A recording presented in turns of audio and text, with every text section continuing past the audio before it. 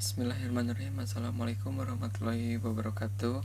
Perkenalkan, nama saya Rahma Fahmi Permadi, kelas 2F, NPM 192191200.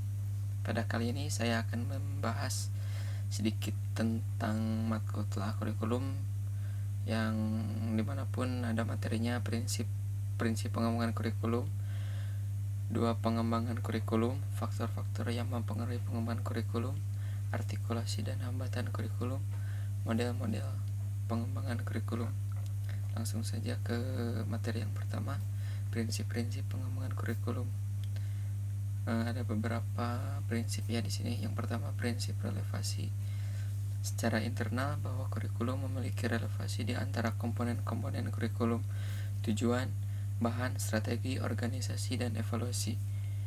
Sedangkan secara eksternal, bahwa komponen-komponen tersebut memiliki relevasi dengan tuntutan ilmu, pengetahuan, dan teknologi. Yang kedua, ada prinsip fleksibilitas.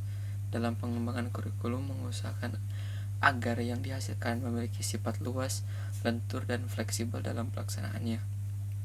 Yang ketiga, prinsip kontinuitas, yakni adanya kesinambungan dalam kurikulum, baik secara vertikal maupun secara horizontal. Selanjutnya, prinsip efisiensi, yakni mengusahakan agar dalam pengembangan kurikulum dapat mendayagunakan waktu, biaya, dan sumber-sumber lainnya yang ada secara optimal.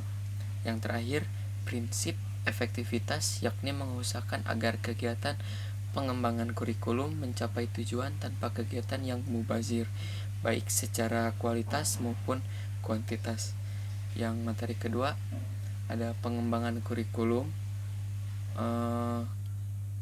Kurikulum dikembangkan berdasarkan prinsip bahwa peserta didik memiliki posisi sentral untuk mengembangkan kompetensinya agar menjadi manusia yang beriman dan bertakwa kepada Tuhan Yang Maha Esa, berakhlak mulia, sehat, berilmu, cakap, kreatif, mandiri, dan menjadi warga negara yang demokratis serta bertanggung jawab.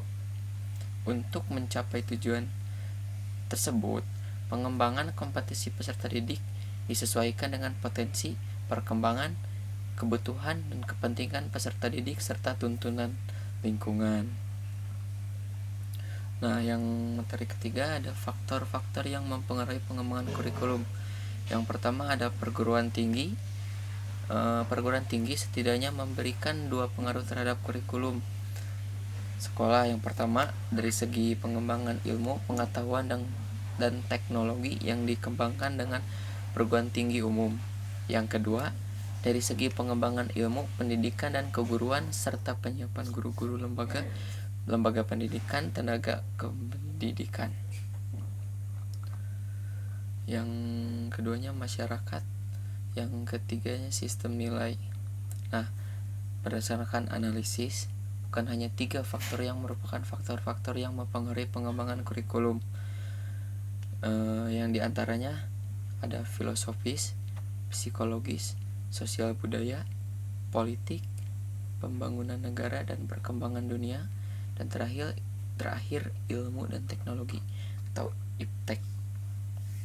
Nah, materi yang keempat ada artikulasi dan hambatan pengembangan kurikulum. Artikulasi dalam pendidikan berarti kesatupaduan dan koordinasi segala pengalaman belajar. Untuk merealisasikan artikulasi kurikulum, perlu meneliti kurikulum secara menyeluruh, membuang hal-hal yang tidak diperlukan, menghilangkan duplikasi. Nah, dan hambatan-hambatan pengembangan kurikulum. Dalam perkembangan kurikulum terdapat beberapa hambatan. Di antaranya yang pertama ada guru, masyarakat, biaya.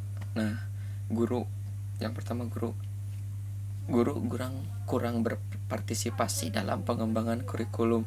Hal itu disebabkan beberapa hal, yaitu kurangnya waktu, kekurangan sesuai pendapat baik antara sama guru maupun dengan kepala sekolah dan administrator, dan ketiga karena kemampuan dan pengetahuan guru sendiri. Nah, yang terakhir, model-model pengembangan kurikulum.